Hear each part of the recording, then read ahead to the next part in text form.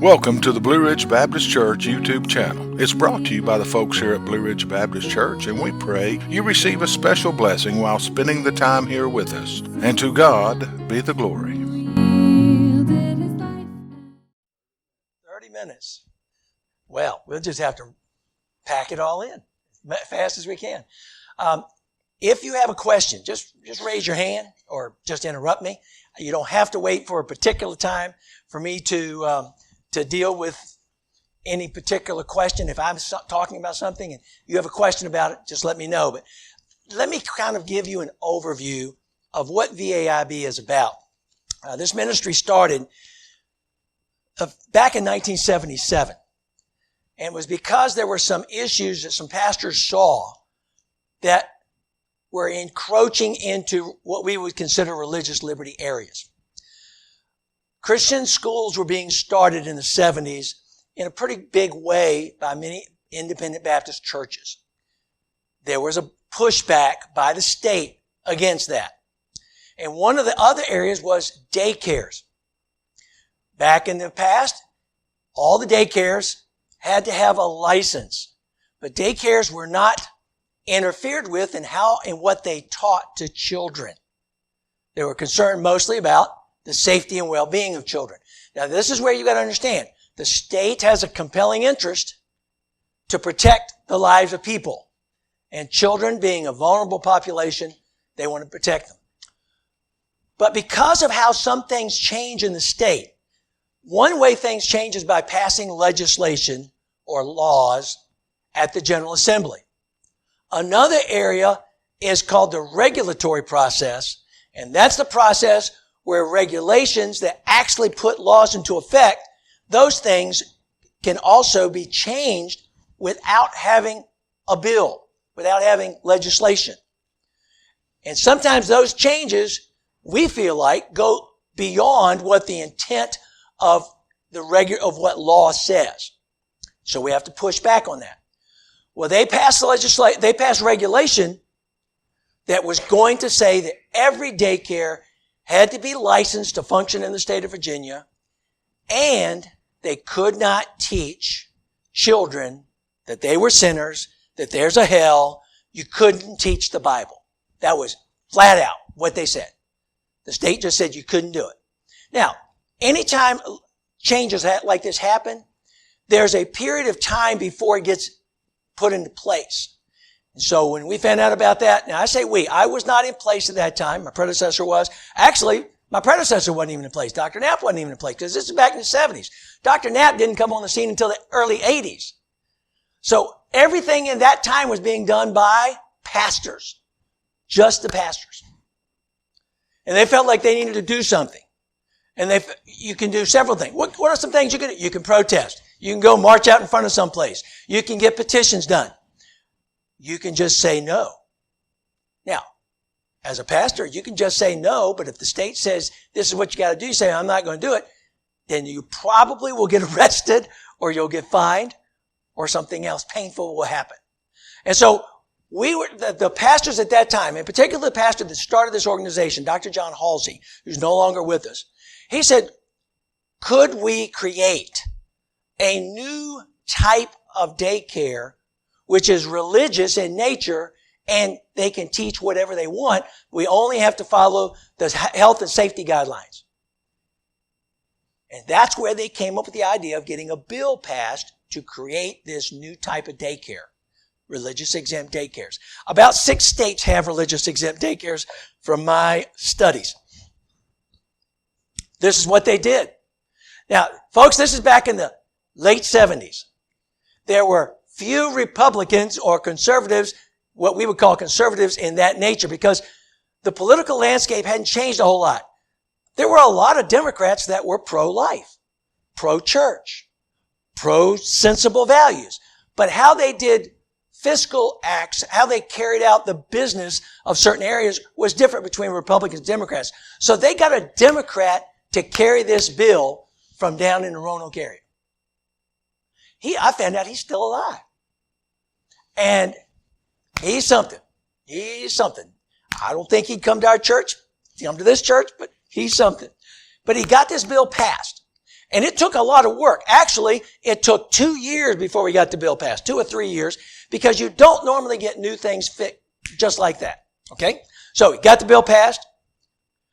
When a bill gets passed, and just like right now, General Assembly session just finished Saturday. Guess what? They're not finished. They still haven't passed a budget. You say, well, how can they spend money? Because they're operating under the previous budget, which is okay. Okay, we still got time till July 1st to get the new budget passed. So they're still operating. So they're not finished, but they may be called back into special session. So anyway, back at this time frame, they got this bill passed. When it became law that religious exempt daycares would exist on July 1st of that year, which was actually 1980, a suit was brought by some other church daycares who disagreed and felt like they shouldn't be teaching the Bible. I'm a little confused why a church daycare would say you shouldn't be teaching the Bible, but there was a group of daycares that said, no, we don't agree. We think it needs to be, the new law needs to go, the new way of limiting what you teach children. And so they sued. And so the lawsuit began. Fortunately, a judge who was a part of this process intervened and put it in injunction. And in the injunction, he said, the law of religious exempt daycares existing will go into effect until this case is entirely heard and a decision is made otherwise. So, religious exempt daycares began to be developed, began to work and operate, but a lawsuit was in place. Now, what happens when you have a lawsuit? You have to hire who? Lawyers. And lawyers don't usually work for free. Today, it's about $300, $500 an hour. $300 to $500 an hour to get a lawyer. So this lawsuit went on, and no matter who won a case at whatever level, at the lowest level, whoever won, the other side appealed, and it went to the next level. And then it went to the next level. And then the judge who's in the middle of this thing died. And it was almost like starting over. This case went on for 10 years. 10 years. It did go to the U.S. Supreme Court, by the way. Now, the U.S. Supreme Court can deal with issues one of several ways. They can just say, we're not going to hear the case. Send it back to the lower court's decision. Number two, we will, all of us sitting on the bench, look at the case, determine the merits of it, and do a vote. It's called an en banc hearing. They looked at the case, and all 9 agreed, 9-0, yes, religious exempt daycares can exist in the way it was written in Virginia. Now it's official. Religious exempt daycares are fine, they can exist, and they can operate. Now they've been operating for 10 years, but now without the cloud of problems. And VAIB helped in this situation because the pastors who had taken on the responsibility of hiring lawyers were really being inundated. The bill at that time was over $250,000. And so they were trying to figure out what to do. And VAIB, about 5 years earlier, came on and said, look, we're going to start raising money to help pay this bill off. And that's how VAIB, the Independent Baptists, came together to help those pastors in that situation. We realized something in all of this process. It is much better to get a law passed. You can't control who's going to sue. But it is much better to get a law passed to change things. Hence, why VAIB exists and continues to exist. We also worked on sales and use tax exemptions because, Pastor, you can, using the sales and use tax exemption, you can go buy things generally from stores that you're going to use in your church, but you may have to go to a lot of paperwork to do this. And there's a form, ST13A, came into existence. So if you wanted to go and buy your paper products for the church and your other supplies, you could get tax exempt. Now, I don't know if you do that or not. I don't know if you go to, but if you go to Walmart, if you go to some of these other stores, you have a problem. These stores are multinational. Therefore, their legal requirements to be tax exempt is more stringent, which is why today, now I don't know if your church is incorporated or not. I doubt that your church is incorporated. Do you know? You have no idea. Anybody legal here understand whether y'all are incorporated or not as a church? Probably not. Probably not. I'm just saying because years back before 1990, we said, VAIB said, you don't need to incorporate. It's not worth it. You don't need to. But Jerry Falwell and Thomas Road Baptist Church and Liberty University changed that because they sued to allow churches to incorporate. You say, whoa, wait a minute. Churches actually could not incorporate in Virginia. That was the reason. We said there's no need to incorporate because churches can't incorporate. They were written into the state's constitution as being recognized as an incorporated entity. This created a problem, though, in some ways with the federal government, a little bit, the IRS, but it then created more problem with banks and other things that came along that were multi-state outside of the jurisdiction of Virginia. And so today, we strongly encourage churches to incorporate to avoid these kinds of pitfalls and problems that come about. And so the sales and use tax exemptions that you have came about because the only thing churches were exempt for was property tax, and we wanted to expand it so that you could expand sound equipment, you could expand hymn books. But when we got the first bill passed, in 1980 as well. When it came into effect, the tax department took 2 years to write the regulations. So we didn't know until 1982. Here's what they said. Anything bought and used within the auditorium for religious purpose, for worship purposes, is tax exempt. So songbook, tax exempt, right? You can't take this songbook out of this room or it loses its tax exempt status. And you've broken the law. And that's what we did. We went to the tax department and said, what? It's a church. Everything is religious in nature throughout the building. Nope. Only in the auditorium because that's where worship takes place. That was the way they defined it. So what did we have? And we complained. And you know what the tax department said? Well, if this isn't the way you want it, then you'll have to get another bill passed to explain it to us. To clarify. And that's what we did. And we did. We did it about, I'm going to say 8 times. 2007 was the last bill passed. Because you know what wasn't tax exempt? You got a baptistry up there? They said the baptistry was not in the auditorium and it's not tax exempt. What? It's not in the auditorium? What? Looks like it's in the auditorium to me. Nope. It's behind the wall. So we had to get a bill passed to make the baptistry tax exempt. So if you buy chemicals and stuff, some people like to keep the water in there so they use chemicals like you do for a hot tub. That way you can get a tax. There were so many things. Buses, vans, all of these different things that we wanted to work on. And that's what we did. We worked to get the tax exempt status for those things to help you. But today, it's easier if you're incorporated to do that. Otherwise, you may not. Now, VAIB is a 501c3. We're not a church, but we're like a church organization. So we use that benefit to our benefit. I had to buy two laptop computers over the past year. Both of those got tax exempt. And I got them through Costco.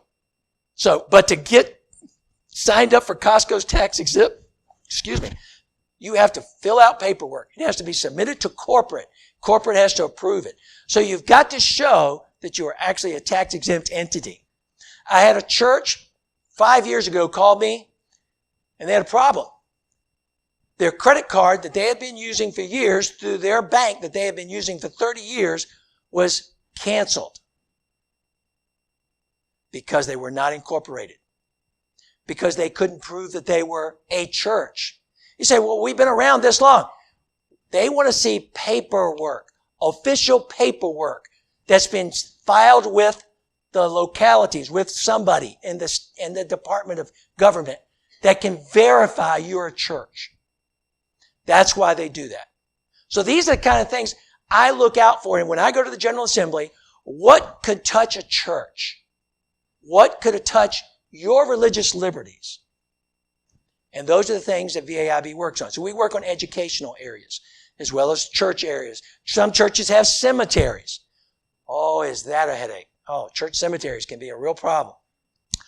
We want to make sure that we're taking care of not just your religious liberties, but, watching out for your children, even in public schools, because some people can't afford private school. But we watch for public education issues, private school issues, and homeschooling issues, because homeschool is a big thing.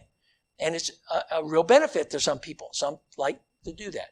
So these are some of the areas that we work on. So we work to strengthen our position by going to the legislature during General Assembly, building relationships with legislators.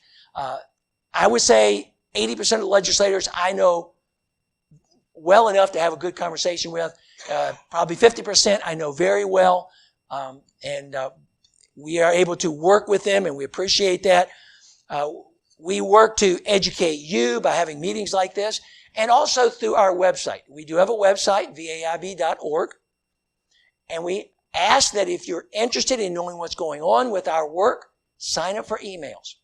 Go online to VAIB.org and sign up for our emails, because that way, when there's a special issue with a bill at the General Assembly, I send out a special email called a capital alert.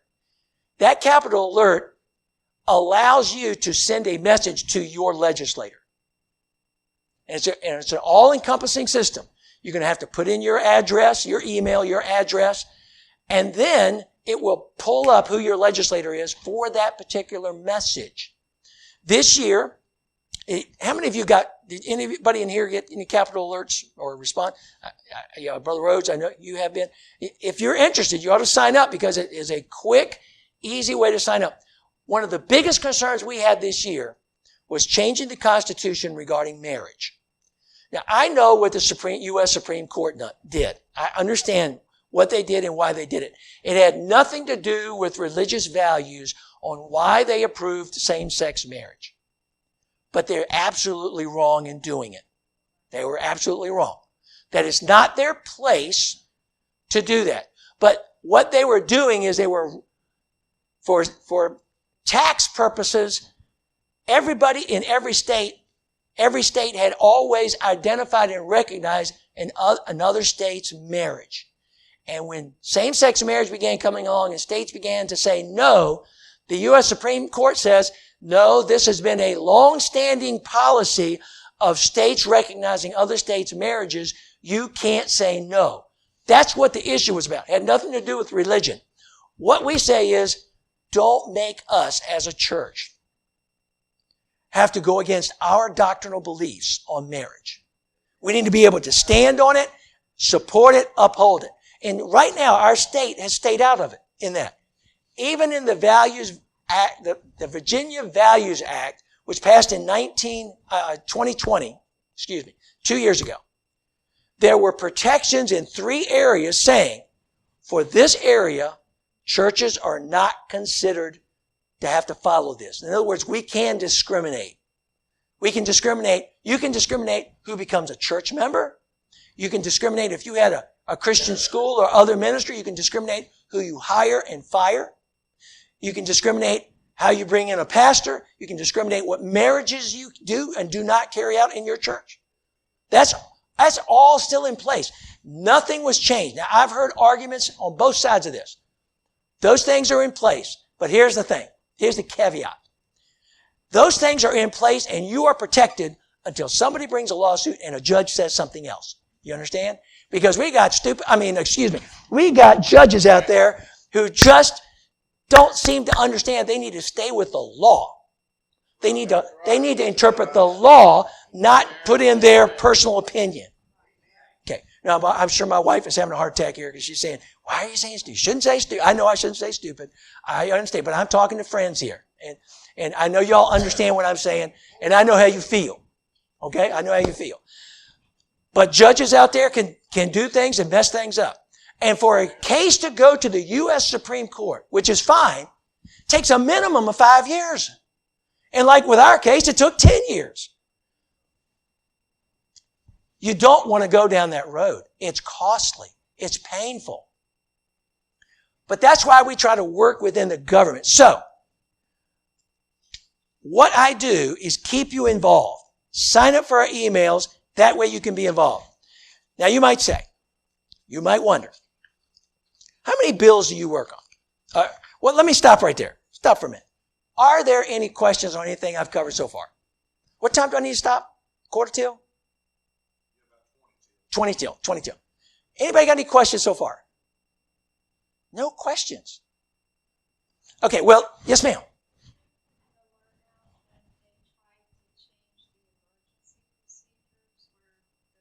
The masking?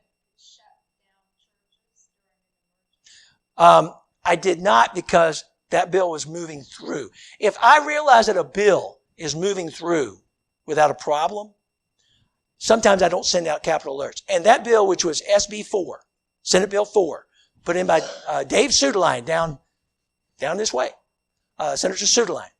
SB 4, we got to wait for the governor to sign it. And I think the governor will. Because we want to see that limited. But this is a gray area for VAIB. Because VAIB, that's not a typical place that I work in. Like I said, church, education, emergency orders, So, but yes, we did support that. Okay? So you're familiar with Senate Bill 4 then about that? And it's going through. I don't know why they killed the ones on the House side. For some reason, sometimes they kill bills that are identical from one side or the other, but it's going through. It passed. It's on the governor's desk. All it's waiting for is the governor's signature.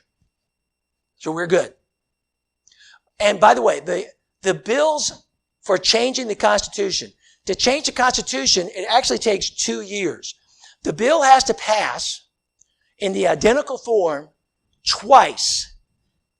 And there has to be a state election in between.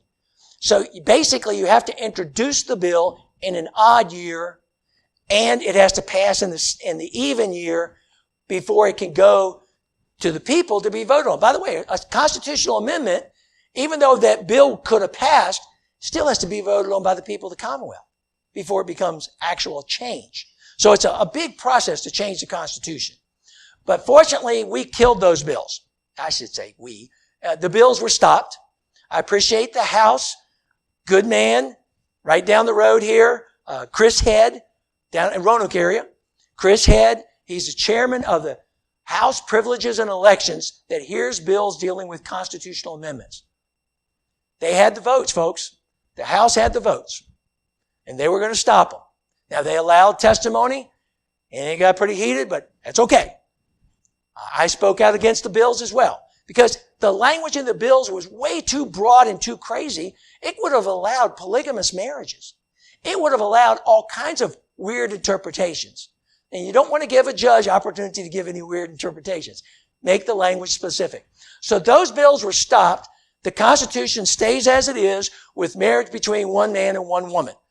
It doesn't matter what the Constitution says at this present, but we don't want to change it. We feel like that's a better model for what marriage ought to be.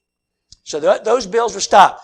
There were House bills and Senate bills. There's actually always two bills. One is a resolution, and one is actually a bill that implements the resolution.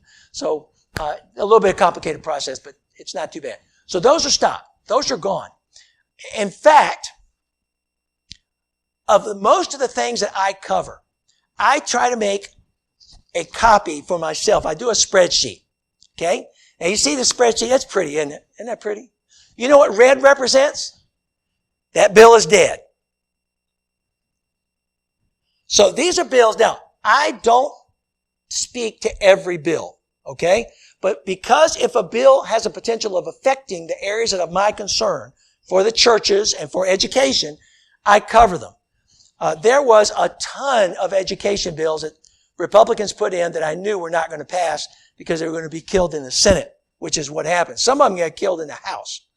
But on this page, there's one bill that passed out of this page. Okay? I have 4 more pages like this for the bills that I covered. In reality, this year, what I would have considered critical bills, there was about 10 critical bills. 4 of them had to do with the marriage amendment, 2 in the House, 2 in the Senate. And then there were some educational bills I would like to have seen happen, but I just knew they weren't. And that's just the way it goes. So I have about 125 bills that I covered this year. Oh, there's a little bit more green here. A little bit more green. But some of these bills, again, the administration of epinephrine. Now they can administer epinephrine in our public schools and our private schools. Y'all know what an EpiPen is, right? Do I care? Did I care if it passed? Not really, because it was kind of a policy already, but now it's legal, and people can't be sued if they help somebody. So there's those bills. Now, on this page, you'll see some yellow bills.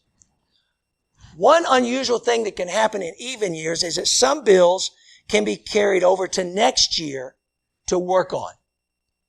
Because they couldn't get them to pass this year, they're going to try to keep working on the bill and put it in the next session.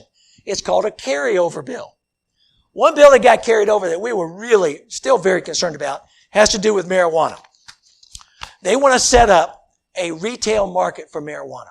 We do not need a retail market for marijuana in Virginia. I understand there might be some medical benefits for medically prescribed marijuana. The VAIB still is opposed to marijuana. Don't misunderstand what I'm saying. I'm saying as a biologist and my wife as a nurse and understanding some people that have used marijuana for certain serious medical conditions, and you may even know somebody, there could be some benefit. I just don't want them to be selling this stuff out there in retail stores, okay? But they did pass one bill about that, and they said you can't make them in gummy shapes that are attracted to little kids. You can't make them in shapes attracted to kids, because what are kids going to do? Go pick them up and eat them. Because unfortunately, some parents get high eating the stuff, and they leave it laying out on the table. And they're not careful enough. And this is a concern we have. We're just not in agreement, but this bill's been carried over. They're going to keep working on it. Try to do that. Of course, I'm sure all of you want to go visit your local casino. Right? Casinos are legal now. There's 5 cities that got approved and 1 city that couldn't pass it, and that was Richmond. Richmond couldn't pass it to get a casino built. Weird. I never would have guessed. I'm opposed to casinos, but they're going to be built in various places. They're already starting to build them. So they have to get regulations in place. Okay? I'm not going to go. Probably you're not going to go. But they're going to be legal in Virginia. It's not going to change anything. There's absolutely, we tried through many means. Anyway, a lot of bills that we worked on. And what I did is each week, I would send out an email every week giving you an update of what happened that week. So if you sign up for our emails during the General Assembly, you would get an email on Saturday mornings, 8 o'clock. That's about usually when I try to send out. So that's what the email would look like. I also have, as I said, my website. This is a printout of the website and the part that deals with the legislative overview. And so these are the bills that we covered that were fairly important that I felt like that we needed to be aware of. There was a bill that tried to stop transgender females from playing female sports. Now, if you understand what a transgender female is, that's a male, thinks he's a female. I'm sorry they don't understand God's design and plan for mankind. I'm a biology major. I went to the University of Richmond. They still say male and female. Now, they may accept transgenders. I don't go with that. But the fact is, we shouldn't be having an unfair playing field for females in sports at the high school level. If they want to do it in the colleges, which they are doing, fine, let them do it. It's the craziest thing I've ever heard. We tried to get a bill passed. Unfortunately, it was killed in the Senate, of trying to say no. The Virginia High School League, which regulates, you might say, all of the high school public sports, has put in place about transgender, and is probably from the information we got in the committees, about 20 transgender students that are taking advantage of that. Now, while maybe most of them are those that are from male to female, there are a few from female to male. A few. But you know what? I'm more interested in Christian schools being protected and private schools like that. That's what we work on the most. I taught in Christian education for 33 years. And I believe it's the better option. but not all parents can afford it. And I know that. I understand that. We tried to get vouchers put in place. They all failed. Special savings accounts put in place. They all failed. There were things that were attempted that just didn't go through. And I knew they wouldn't go through. We have got to win back the Senate next year. But we also have to keep the House. And we have to keep the governor. Now, the governor's going to be there for 4 years. Fantastic. But we need to get everybody else in place. Fortunately, at the last election, this part of the state actually made the difference. Did you know that? Because more people went out to vote. Here's the biggest problem I have with folks that live in this part of the state. Well, we're going to vote a conservative in. I don't need to vote. My vote doesn't count. Every single vote counts when it comes to governor, lieutenant governor, attorney general, because that's a statewide office. And by the way, at the local level, your vote does count. You need to let that person know, I voted for you. Please respect my opinion on this matter. Be kind. Be brief. Be appreciative. When you talk to a legislator, don't be mean. Not everybody has the same opinions as we do. But be kind. Be brief. Be appreciative when you contact a legislator. Any questions right now? I know we got about 5 minutes, according to that clock. Right? Yep, 3 minutes. What other question we got? My wife always says, did you forget about? Sometimes I do forget. My mind runs. Yes. Brother Alliff, what are the immediate issues in legislation now that will affect us if they come out in the wrong direction? All the bills that are currently on the governor's desk are either don't affect anything or they're good bills that we're okay with. There are some things that we're seeing incremental changes. It's like a football game. You gain 3 yards. Hey, gain 3 yards is better than losing 3 yards. And so we've got some incremental things that are going in play. We don't see anything bad. The other thing is the budget. They really need to get that budget fixed. And I would like to see them, on a personal note, VAIB doesn't have a position. A personal note, I'd like to see them refund money back to people because of the excess money that we've got. Or at least put the money in the right places to rebuild schools, upgrade education. Those are some concerns that we have. But we don't deal with budget areas in that respect. But there's no bad bills coming through. How about the voucher system? Do we still have a chance? No. That's been, they all got killed. They all got stopped. Yeah, I wish they would, but there's no vouchers. And there's some question by some Christians. There are some Christians who say, I don't want any money from the state.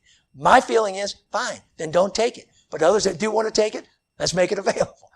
That's the way we look at it. Make it available. If you feel like it's biblically wrong for you to take that money because you think it's state money, in my opinion, it's your money because it got to the state because of taxes. That's how it got there. So again, differences of opinion, even among Christians. Some Christians say, I got homeschool people that say, we don't want any of the state's money. We don't want to take advantage of vouchers. And I say, then fine, you don't have to take it, but there's nothing wrong with getting it in place. There's a possibility we could do something, but even next year will be really hard because I don't know what's going to happen with the Senate. I really don't. But we did have a couple of 3 senators on the Democrats that actually did vote for some of these bills. For example, Senate Bill 4 with the mask mandate and other things. And the executive order, the mask mandate got through because of these Democrats as well, who said, look, enough is enough. It's time for us to get on with life and move forward. Stop this masking. Let parents do it. If they want their kids to wear a mask, let them do it. Any other questions? Yes, ma'am. I'm sorry, if you can speak up.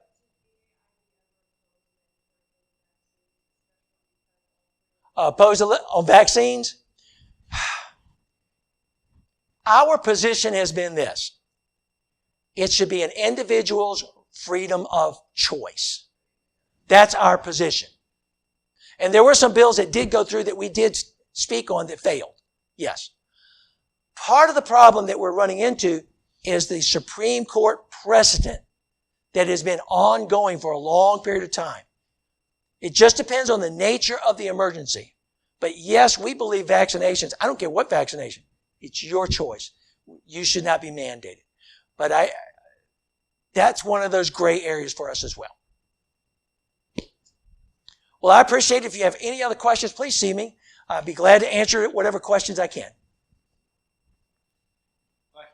Yes, sir. Amen. Thank you for spending the time with us at the Blue Ridge Baptist Church YouTube channel. And while you're here, please select from our playlist previous messages from both our pastor, Brother Ralph Coleman, and many other preachers and evangelists. So avail yourself of these ministers of the gospel and share with friends and family, and I know you will both find and be a blessing. And as always, from here at Blue Ridge Baptist Church, to God be the glory.